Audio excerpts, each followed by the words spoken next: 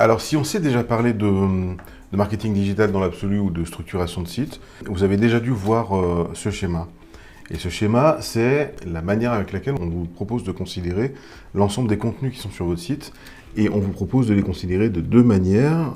On considère qu'il y a des contenus chauds, qui sont des contenus textuels, datés et périssables, et des contenus froids qui sont intemporels et qui ont virtuellement une durée de vie limitée. Alors, vous allez comprendre, par exemple, un contenu froid, c'est-à-dire un contenu qui est intemporel et qui a une durée de vie limitée, par exemple, qu'on appelle des pages statiques, c'est-à-dire le qui sommes-nous, la description de vos services, les conditions générales de vente, la politique de confidentialité.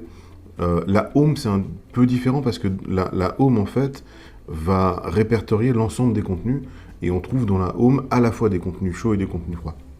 Mais vous comprenez que la page qui sommes-nous, par exemple, elle n'a pas vocation à changer souvent et elle a vocation à être accessible tout le temps. En revanche, les actualités que vous mettez dans votre blog, vous comprenez que le format blog est fait de telle sorte que vous écrivez pour un contexte défini, c'est daté, et le nouvel article va remplacer le précédent et progressivement jusqu'à ce que les articles finalement sont assez périssables. Alors ça ne veut pas dire que les articles que vous avez écrits il y a quelques semaines ou quelques mois ne seront plus jamais vus, ça c'est pas vrai parce qu'ils sont toujours indexés. Et de temps en temps, vous aurez un article particulièrement populaire qui sera très indexé, très bien indexé, mais les articles dans l'absolu n'ont pas vocation à durer longtemps, et ce sont des informations qui sont périssables en fait, et qui ont une date limite de consommation. Dans la même catégorie que les contenus froids, que les pages, vous avez d'autres contenus froids qui sont par exemple votre catalogue, vos catégories, vos fiches produits, le panier et le checkout, qui sont là aussi des fiches de présentation qui n'ont pas vocation à bouger beaucoup. Vous avez tout ce qui se trouve dans la catégorie base de connaissances, on y revient juste après. Et puis, dans les contenus chauds, vous avez les entonnoirs, vos landing pages, vos thank you pages, et puis tout ce qui est étude de cas, c'est-à-dire la manière avec laquelle vous allez expliquer votre portfolio, vous allez présenter ce que vous avez fait, et ça, c'est moins périssable, moins rapidement qu'un article de blog, mais ça l'est encore. Ça l'est quand même, et c'est quelque chose qui a vocation à pas durer longtemps parce que une référence qui date de plusieurs années n'est plus vraiment une référence utile. En règle générale, on a tendance à se concentrer là-dessus. Quand on travaille sur le SEO et qu'on définit une politique de contenu comme on va le voir là, on se dit on va écrire plein d'articles. Le problème, et vous l'avez déjà sûrement vécu, c'est que vous passez beaucoup de temps à écrire des articles, ça prend du temps, ça se fait, faut faire ça de manière sérieuse, ça se structure, on rédige du contenu, on va prendre des photos, ça prend du temps. Et c'est un peu décevant parce que quand vous rédigez les prochains articles, les autres, vous ne les voyez plus. Et puis finalement, ils ont une durée de vie effective assez courte. Vous avez communiqué sur les réseaux, vous avez fait de la pub pour un article particulier, et puis ensuite l'article, il meurt tranquillement. Il génère encore 3-4 visites de temps en temps, mais rien de fou. Et du coup, ça a quelque chose de très frustrant, le blog, surtout quand vous comptez sur un article de blog pour porter votre SEO et pour aller travailler un mot-clé particulier, travailler une expression de recherche particulière. Et ce qui est très contre-productif aussi, c'est de rédiger plusieurs articles régulièrement sur le même mot-clé, parce que là, du coup, si vous travaillez plusieurs fois sur plusieurs articles avec le même mot-clé, parce que vous pensez que vous allez retrouver un peu de fraîcheur et dire à Google que vous avez retravaillé le sujet et que vous voulez vous repositionner sur un mot-clé, Google va choisir en fait quel est l'article que lui va concerner comme étant la bonne réponse au mot-clé dans votre site web, et c'est souvent le plus ancien, parce que c'est celui qu'il aura, lui, considéré comme celui qui fait le plus autorité, parce qu'il est là depuis le plus longtemps. Donc, c'est très contre-intuitif, mais c'est pas très efficace de travailler des mots-clés avec un blog. Et c'est pour ça, pour le coup, qu'on s'est dit que c'était intéressant de travailler, plutôt que la notion de blog daté et périssable, plutôt la notion de base de connaissances, qui, elle, là, pour le coup, constitue des guides, des glossaires, des choses qui ne sont pas là pour changer beaucoup, mais qui vont apporter du contenu et qui vont être l'occasion de travailler très fort un mot-clé particulier. Je vous donne un exemple. Alors, le concept a été développé par un Français qui s'appelle Laurent Bourrelli, et beaucoup se sont inspirés de ce qu'il a proposé. Et l'exemple qu'on cite souvent, c'est l'exemple de Bricorama, je crois. Alors, je retrouve, mais c'est pas très grave, un site qui vend du matériel de bricolage, et qui avait, lui, pour le coup, des fiches produits, avec des perceuses, par exemple, de différentes catégories, de différentes caractéristiques. Et pour être performant sur le sujet perceuse, c'est très compliqué. C'est très compliqué parce qu'il y a beaucoup de concurrents, et puis dans l'absolu, il y a beaucoup de perceuses. En fait, au-dessus de cette structure de catégories et de thématiques catégories qui est naturellement proposée par le catalogue produit, ils ont développé en parallèle une logique de guide dans laquelle ils ont par exemple proposé un guide qui est comment choisir sa perceuse. Et puis en dessous de cette page-là, il y a comment choisir sa perceuse sans fil, comment choisir sa perceuse à percussion. Comment choisir sa perceuse à percussion, c'est une sous-page de comment choisir sa perceuse. Et puis ensuite, vous avez comment choisir sa perceuse à percussion pour travailler dehors, comment choisir une perceuse à percussion pas chère, par exemple. Et vous voyez qu'en fait, on va pouvoir créer des logiques d'arborescence, aller de plus en plus profond dans le sujet, avec une page qui est un guide et qui est censé être mis en avant sans date, sans obsolescence, parce que le guide est toujours intéressant.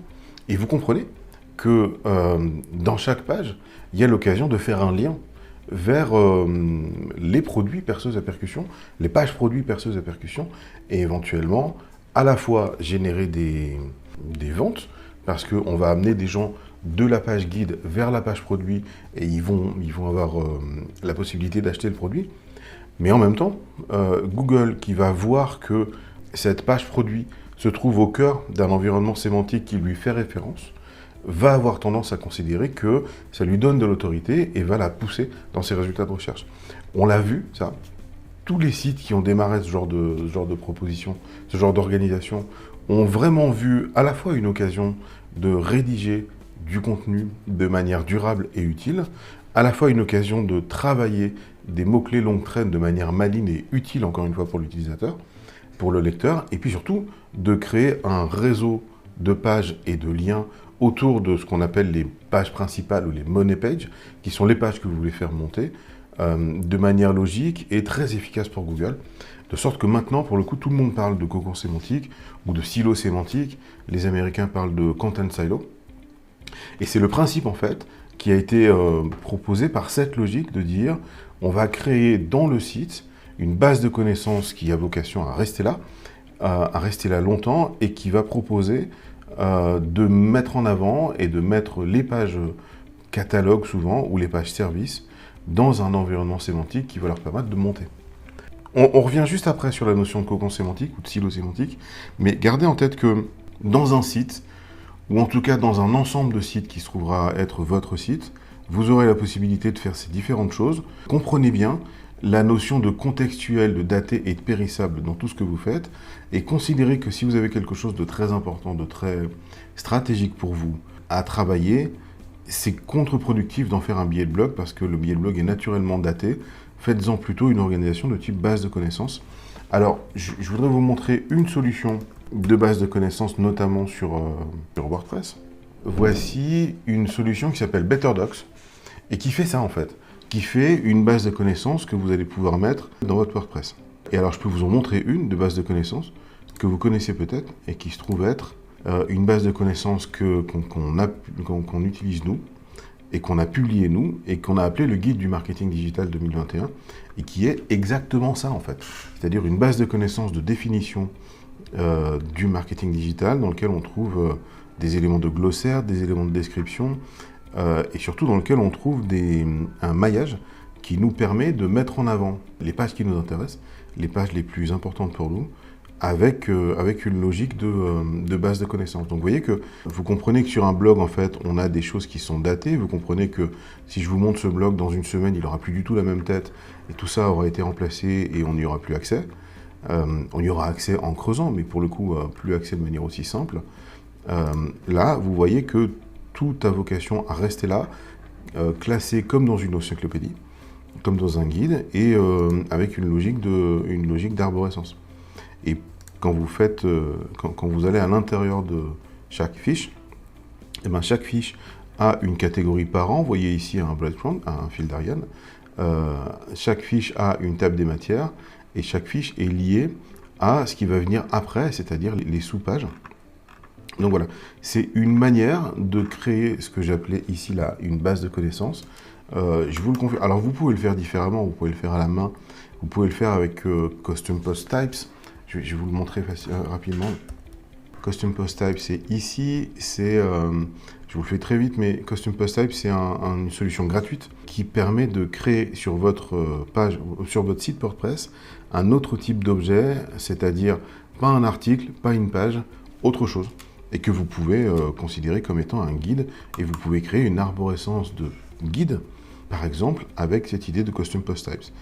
Quand vous faites une base de données ou un répertoire ou un annuaire sur WordPress, vous vous servez de ce genre de choses et vous créez des enregistrements de types différents aussi. Mais si vous voulez simplement créer une base de connaissances ou un guide ou un glossaire ou quelque chose comme ça, soit vous avez des outils de ce type qui sont vraiment étudiés pour ça, soit vous avez simplement Custom Post Types qui vous demande un petit peu de développement, mais qui vous permet de créer un objet particulier qui ne sera pas classé comme un article, qui ne sera pas obsolète comme un article, et que vous pourrez mettre en œuvre de manière ergonomique comme une base de connaissances. Donc voilà pour ça. Gardez en tête que sur un site, vous avez des contenus froids, des contenus chauds, et que les contenus froids vous permettent de créer cet environnement sémantique qui sera durable et qui va vous permettre justement de travailler le référencement des pages les plus importantes sur l'ensemble de mots-clés longue traîne que vous aurez identifiés. N'hésitez pas à liker cette vidéo si elle vous a plu et de nous laisser un commentaire pour nous dire ce que vous en avez pensé. Pour plus de conseils, abonnez-vous à la chaîne de La Fabrique. Nous publions régulièrement les meilleures méthodes pour créer et développer votre entreprise, devenir indépendant ou trouver de nouvelles sources de revenus avec le web. À bientôt!